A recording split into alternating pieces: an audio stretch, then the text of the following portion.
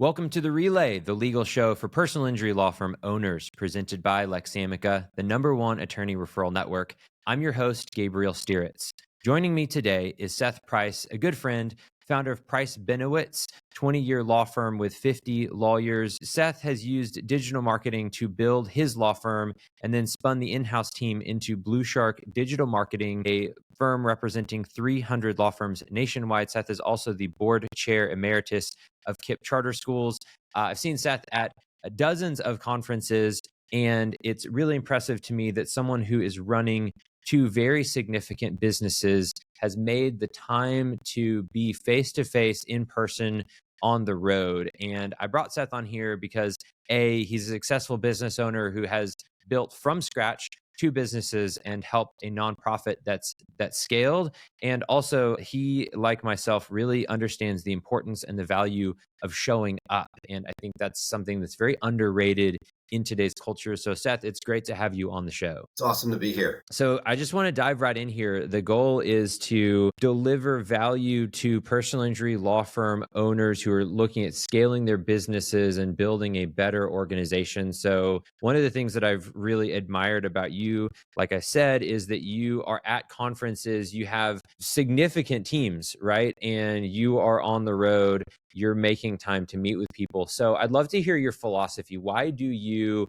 when you could be off in, your private island somewhere, why are you at conferences? Like, why is that so important? Well, first, thank you for having me here. And what I would say is, to me, I have found that the interpersonal piece is one of the few things that can't be replicated. We're getting better, and younger people like yourself have done a great job using podcasts and Zoom to try to, do a great deal of networking offline, meaning online, but try to replicate that. But to me, when, the people that you meet, and for me, I have now multiple buckets, right? I have the law firm, so I may meet you, and like now your organization is referring cases to Price Benowitz in PI and beyond. I may find that, hey, you or somebody in your circle has digital marketing needs, and that's great for BluShark. Or, as happened recently, you're like, hey, there's a bunch of interesting people going to a conference in Miami that has nothing to do with either of those two things specifically.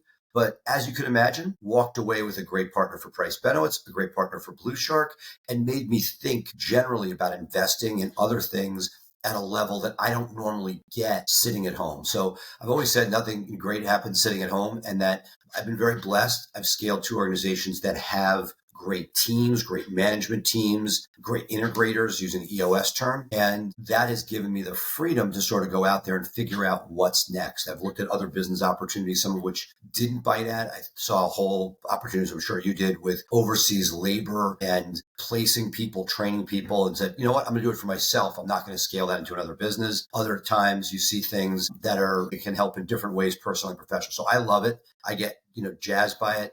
And so to me, it's kind of a no-brainer in that I'm doing what nobody else in my organization can do. They can go to conferences. They might be able to, connect and find a great client for BluShark or find a referral source. But at the highest level, I feel like that's sort of one of my superpowers, is figuring out who would be great to connect with and where can we add value to each other. I mean, I completely agree. All of the major opportunities that I've experienced have come from leaving the office, of either a great idea for a business, an important relationship, you name it. So, and this look, you've been practicing this for such a long time that it probably feels natural. But thinking back to the early days, was there a time when you felt like, is it really worth my time? Like, can I justify being out of the office when there's so much that needs to get done? Because I think for a lot of business owners, that's a big challenge is, well, I'm needed, right? Like, I'm the owner. I have to be on the phones. I have to be managing people. That transition is very difficult for a lot of people. Do you ever feel, or did you feel at some point that was something you needed to deal with? Well, okay, I think when it started and I went to conferences, it was drinking from the fire hose. There was so much content coming in. I'd make these lists, and I'm very big advocate for, you take notes, you circle, you star on the flight home, must be done on the flight home. You make a list, a top 10 list based on that. You prioritize 3 things you're going to do short term, 4 medium term, and 3 that you're going to have to kick, even though they're great ideas, and leave them out there for a future time. There were definitely moments where I'm like, I have stuff on fire at work. I shouldn't be getting it. And there were times when I sort of curtailed it. I think that it's forced me to put a good team in place, and that over time, and you may be able to understand this, and certainly some of your business partners can. My presence in the office has positives, it has negatives as well. And so the idea that I'm letting people do what they're paid to do goes a long way. And these conferences, my law partner jokes, keep them on a plane, keep them away, in that I'm bringing these ideas in, I'm bringing these different pieces back, and then the team itself can implement. I'm part of all the EOS calls, et cetera. But one of my quarterly rocks for this quarter was to, do this at the law firm, is really try to, and now at BluShark, really don't dive into the weeds, keeping myself out, forcing it. There are times it kills you. One of my superpowers is I can look at a situation and very quickly dig and find whatever is really not good in the situation. Somebody not quite doing something right, doing it efficiently. And the problem is it can crush individual employees who may have lots of other, they may not. It may be that you're digging to a point where you're finding the person's not working at all or doing something really toxic or what have you. But it is amazing, good and bad, how I can dig very quickly. And in a conversation that starts off, oh, what's going on? And then next thing you know, there's a real issue. And that the order of operations is, hey, you have a team, there's a manager, let the managers deal with it. But that, so to me, I'm trying to take the positive of not being in the weeds every day. There are people that are better at doing many, many tasks than I am at this point. Let them do the work and get out of their way. Yeah. And I'm a huge fan of EOS. And if you're listening to this and you don't know what that is, you need to go look at that. You need a framework for running your business. It's incredible. And it sounds like, Seth, you're the visionary. You're looking outside of the business for the opportunities and the longer term. What do we build here? So yeah, so just diving into that, what's your strategy? So you have an in-house operational team that's getting the work done day to day. You're on a quarterly cycle of looking at opportunities and ideas and implementing those. What does that look like for you? It sounds like you're pretty disciplined about how you take that kind of looking outside of the firm and then bringing that in. Well, look, I'm sure the team wouldn't think that because I go to a conference and I'm sending ideas back to them. But both are on EOS, both have quarterlies, both set the rocks and meet weekly with the L10s. And it is interesting to see the difference because I'm a huge fan of EOS for both. And EOS is just one of many. Scaling Up by Vern Harsh objectively is a more sophisticated program.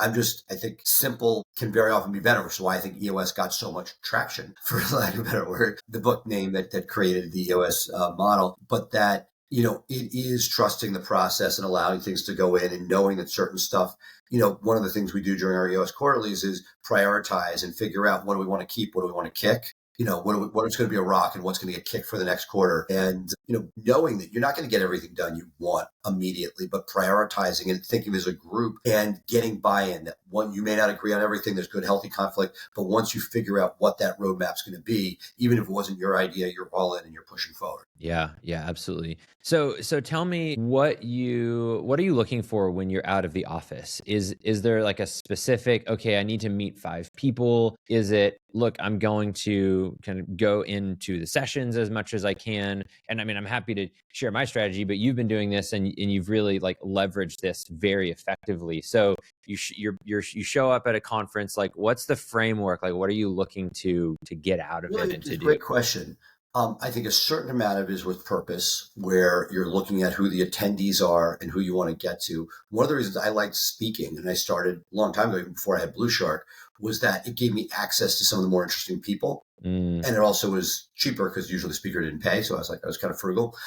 So to me, it's figuring out who's there that you would be interested in, figuring out a combination of touching base with people beforehand, trying to set stuff up, and a certain amount of serendipity, allowing some of that time. So I find some of that conversation can be great. And then evaluating the speaker list, who you've seen before that, great, because you and I go to enough of these that we have seen some, and who are the ones, wow, I need to be in the room for this, this, and this, and really working with purpose, but at the same time, leaving enough flexibility so that you have that time to get that individual. And look, just the conference that you inspired me to go to in Miami, it was slightly out of our normal lane. I went last minute. It was sold out. I literally sat in the middle of a Ritz with a table and had, for the better part of 36 hours, had amazing conversations with thoughtful people that were rowing either many lanes or many strokes ahead of where I am, or in different lanes and thinking about what they're doing and how it might be applicable to what we're doing. Yeah. Look, you say it so nonchalantly. I think that there's an undercurrent of what you're talking about, which I think most people don't understand, which is the value of curiosity. And when you're curious and you're showing up, really amazing things happen. Like that you would say, yeah, I'm going to go sit in the lobby somewhere. Like that's terrifying to most people who think I need to book my calendar with 15-minute meetings every day in order to feel productive, or I need to check my email compulsively, or like there's this like productivity lie that when you can escape the kind of like the gravity of, well, if I don't pack every single minute with something that's programmed and scheduled, I'm not being productive. But to your point, it's like when you have this open mind, like this kind of general heuristic of I'm going to meet, I've got people that I know that I want to meet. There's some sessions I want to go to, try to speak. Like that's great. And then also, and one of the things when I see you at a conference, I'll ask you like, how's the conference going? And I love your response because I think it's very similar to mine. And so that's encouraging. You're like, it's always great because it just takes one good meeting or one good idea when you're a leader at the level that you are to make your business better. And so you don't need to go in and say, well, I haven't seen 20 amazing sessions, so the conference sucks. You're saying, well, I might have a meeting here that'll pay off in 6 months or a year. And because of that, like it's something that you invest your time in. Relationships form. The founder of Lawmatics, right? The guy I knew casually. We went to a bunch of stuff. I was with my family in Israel by the Golan Heights in December of 2022 before everything broke out. Go to the breakfast buffet. My family's sitting right next to me. I'm grabbing my plate. I look up and there's Matt. And it's like, he's there with his family.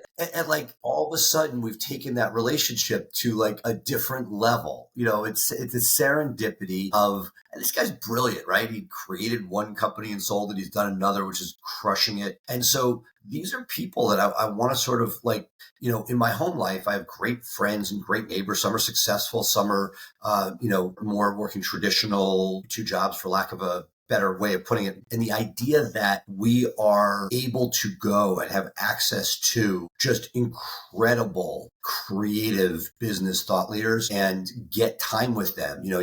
All these consultants want to charge you thousands of dollars for this and that. Many of them are very good, but the access to knowledge that's there for the taking. One of the conferences coming up, probably the next one after this podcast is released, National Trial Lawyers.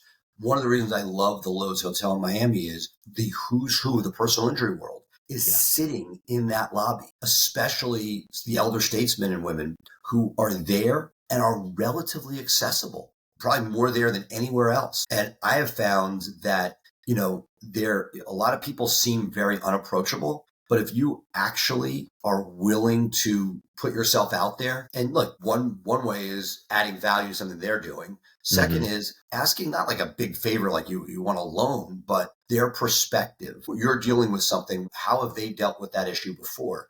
To me, there is no better way to gaining a relationship. I mean, the founder of NCL, Keith Givens, guy I met when he started his conference, 150 people at the Ritz in South Beach before I went to the Lowe's. And, I was there, and this is a guy who's been instrumental in my career, never heavy lifts, but always, COVID comes and he's like, what's your mindset right now? And he's like, have enough gas in the tank to get through it. That was what and it's like simple, but like he's been through 3 or 4 different major ups and downs, getting, where is his head at? He's not panicking, but he's like, okay, I got to make sure my reserves are decent so I can get through this process. And those are the parts that, to me, and I wish there are people that I see at conferences who plan on getting together between them, and you just see them at them. So it's almost like there's some people that you never see at a conference and you only find online like this, and sort of mixing and matching. But you said something I'll just circle back to, which was filling your dance card. Like in one sense, it's great to have that, but look at the venture fund conference in Miami. I connected with a bunch of people, sort of did it, but you have to be, I think, agile enough to be able to audible that, knowing that once you're at a location, things take a lot of life of their own, and that you need to be able to say, hey, I'm here, I'm present with these people, having a great conversation, knowing that whoever is at your next meeting is likely blowing you off.